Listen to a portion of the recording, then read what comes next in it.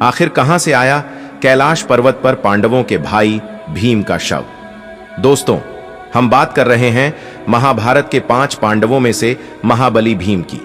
वही भीम जिसके अंदर 10,000 हाथियों का बल था, तो आखिर कहां से आया भीम का कंकाल कैलाश पर्वत पर। दोस्तों, यह घटना कल दोपहर की है, जब कैलाश की पहाड़ियों पर बर्फ हटाने का काम चल रहा था। तभी बर्फ हटाने वाले कर्मचारियों को एक बहुत ही विशाल शव दिखाई दिया, और जब उसे टेस्टिंग मशीन के द्वारा जांचा गया तो वह शव महाभारत काल का था, जिसे महाबली भीम का शव बताया जा रहा है। दोस्तों, वीडियो आगे बढ़ाने से पहले चैनल को सब्सक्राइब करें, वीडियो को लाइक करें। दोस्तों, महाभारत में ऐसे कई योद्धा थे जो बेहद ही शक्तिशाली थे। उनका मुकाबला करना मतलब मौत को दावत देने के समान था। ऐसे ही एक योद्धा थे पांडुपुत्र भीम। कहा जाता है कि भीम के अंदर 10,000 हाथियों का बल था। लेकिन क्या आप जानते हैं कि एक साधारण मनुष्य की तरह दिखने वाले भीम के अंदर इतनी शक्ति आई कहां से? यकीनन इस रहस्य के बारे में बहुत कम ही लोगों को पता होगा। कहते हैं कि 10,000 हाथियों की शक्ति की बदौलत ही भीम ने एक बार नर्मदा नदी का प्रवाह रोक दिया था। भीम के अंदर इतनी शक्ति आने के पीछे एक रोचक किस्सा है। इसके अनुसार भीम बचपन से ही काफी शक्तिशाली थे। वह दौड़ने में, निशाना लगाने या कुश्ती लड़ने, सभी खेलों में धृतराष्ट्र के पुत्रों यानी कौरवों को हरा देते थे। हालांकि उनके अंदर कौरवों के प्रति कोई द्वेष नहीं था, लेकिन दुर्योधन के मन में भीमसेन के प्रति दुर्भावना शुरू से ही थी। तब उसने उचित अवसर मिलते ही भीम को मारने का विचार किया। दुर्योधन ने एक बार खेलने के लिए गंगा तट पर शिविर लगवाया और उस स्थान का नाम रखा उदक क्रीडन। वहां खाने पीने से लेकर खेलने कूदने तक सभी व्यवस्था की गई थी। दुर्योधन ने 5 पांडवों को भी वहां खेलने के लिए बुलाया, और एक दिन मौका पाकर उसने भीम के खाने में जहर मिला दिया। जब भीम ये विष भरा खाना खाकर बेहोश हो गए, तब दुर्योधन ने दुशासन के साथ मिलकर उन्हें गंगा में फेंक दिया। भीम मूर्छित अवस्था में ही पानी के रास्ते नागलोक पहुंच गए। वहां सांपों ने उन्हें खूब डंसा, जिसके प्रभाव से उनके शरीर से विष का असर कम हो गया। इसके बाद जब भीम को होश आया, तो वो आसपास भयंकर सांपों को देखकर वो उन्हें मारने लगे, जिससे डरकर सभी सांप नागराज वासुकी के पास गए और उन्हें पूरी बात बताई। सारी बातें जान लेने के बाद नागराज वासुकी आर्यक नाग के साथ खुद भीम के पास गए। वहां जाते ही आर्यक नाग ने भीम को पहचान लिया। दरअसल आर्यक नाग भीम के नाना थे। इसके बाद वो भीम को अपने साथ नागलोक ले गए। वहां उन्होंने नागराज वासुकी से भीम को उन कुंडों का रस पिलाने की आज्ञा मांगी, जिसमें हजारों हाथियों का बल था। बाद में नागराज वासुकी ने इसकी आज्ञा दे दी, और तब भीम 8 कुंडों का रस पीकर एक दिव्य शैया पर सो गए।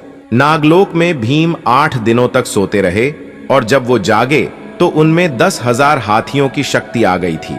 बाद में वो हस्तिनापुर पहुंचे और माता कुंती और अपने भाइयों को दुर्योधन द्वारा उन्हें विष देकर गंगा में फेंकने और नागलोक में जो कुछ भी हुआ सारी बातें बताई। तब युधिष्ठिर ने भीम से कहा कि वो यह बात किसी को भी न बताएं।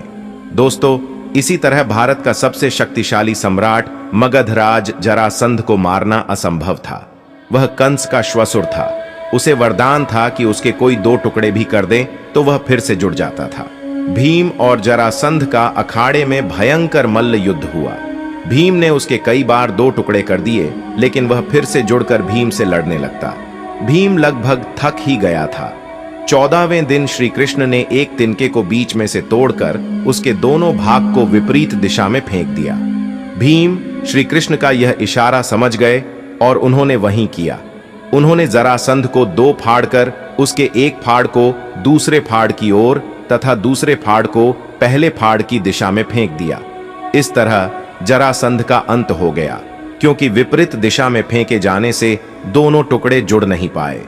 दोस्तों, द्रौपदी के चीरहरण का बदला लेने के लिए भीम ने युद्ध के दौरान दुशासन की छाती फाड़कर उसका रक्तपान किया था। 100 कौरवों में से 97 को अकेले भीम ने ही मारा था। इसके अलावा अभिमन्यु को पीछे से मारने वाले दुशासन के पुत्र दुर्मासन को भी उन्होंने ही मारा था। कर्ण के 9 पुत्रों को भीम, अर्जुन और नकुल, सहदेव ने मिलकर मारा था। भीम का कलिंगों और निषादों से भी युद्ध हुआ।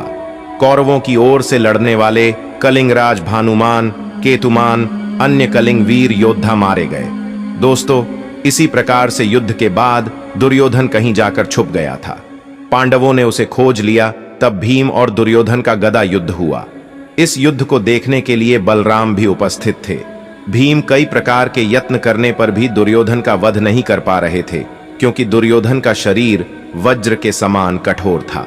ऐसे समय श्री कृष्ण ने अपनी झंघा ठोककर भीम को संकेत दिया, जिसे भीम ने समझ लिया। तब भीम ने दुर्योधन की झंघा पर प्रहार किया और अंत में उसकी झंघा उखाड़ कर फेंक दी। वह खून में लटपट होकर रणभूमि पर गिरा हुआ था। बाद में दुर्योधन की मृत्यु हो गई। महाभारत युद्ध में एक तरफ जहां धर्म का पालन करने वाले पांडव थे, तो वहीं दूसरी ओर अधर्म की राह पर चलने वाला दुर्योधन खड़ा था। महाभारत के युद्ध में पांडवों ने कौरवों को परास्त कर दिया था, लेकिन क्या आप जानते हैं, मृत्यु के पश्चात पांडवों को नर्क में स्थान मिला और दुर्योधन स्वर्ग लोक को गया। पांडवों में सिर्फ युधिष्ठिर ही थे जिन्हें स्वर्ग प्राप्त हुआ था। आइए जानते हैं आखिर पांडवों को कौन सी गलती की वजह से उन्हें नर्क मिला। महाभारत युद्ध के बाद युधिष्ठिर हस्तिनापुर के राजा बने।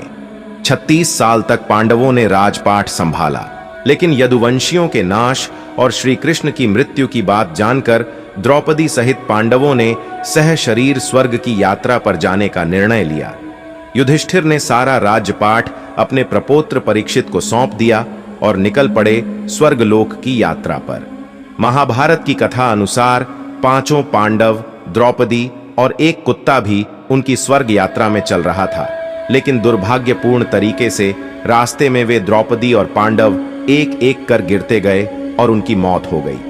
ग्रंथ के अनुसार सबसे पहले द्रौपदी की मौत हुई, क्योंकि वह अपने अन्य पतियों की तुलना में अर्जुन को अधिक प्यार करती थीं। थोड़ी देर बाद सहदेव भी गिर पड़े। तब भीम ने पूछा, सहदेव क्यों गिरा? युधिष्ठिर ने कहा, सहदेव को बुद्धि पर काफी घमंड था। कुछ देर बाद नकुल भी गिर पड़े। तब युधिष्ठिर बोले, नकुल को अपने रूप पर बहुत अभिमान था, इसलिए आज इसकी यह गति हुई है।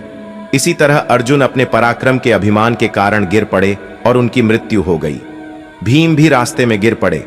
भीम ने गिरते वक्त युधिष्ठिर से इसका कारण पूछा, तो उन्होंने बताया कि तुम खाते बहुत थे और अपने बल का झूठा प्रदर्शन करते थे, इसलिए आज तुम्हारी ऐसी गति हुई। अंत में युधिष्ठिर के लिए स्वर्ग के द्वार खुल गए, लेकिन उनके साथ कुत्ता भी था जिसे वह स्वर्ग साथ ले जाना चाहते थे। इंद्र इसके लिए राजी नहीं हुए। वहीं युधिष्ठिर भी अपनी बात पर अड़े रहे। आखिर में कुत्ते के रूप में यमराज अपने वास्तविक रूप में प्रकट हो गए। फिर युधिष्ठिर सह शरीर स्वर्ग चले गए। तो दोस्तों, इस प्रकार से पांडवों में सिर्फ युधिष्ठिर ही स्वर्ग में सह शरीर गए थे और बाकी सभी का शव आज भी कैलाश की पहाड़ियों में दबा हुआ है और सिर्फ भीम का सब पुरातात्विक विभाग को मिला है। दोस्तों, जानकारी अच्छी लगी हो तो कमेंट में जय श्री कृष्ण जरूर लिखें। इसी के साथ धन्यवाद दोस्तों।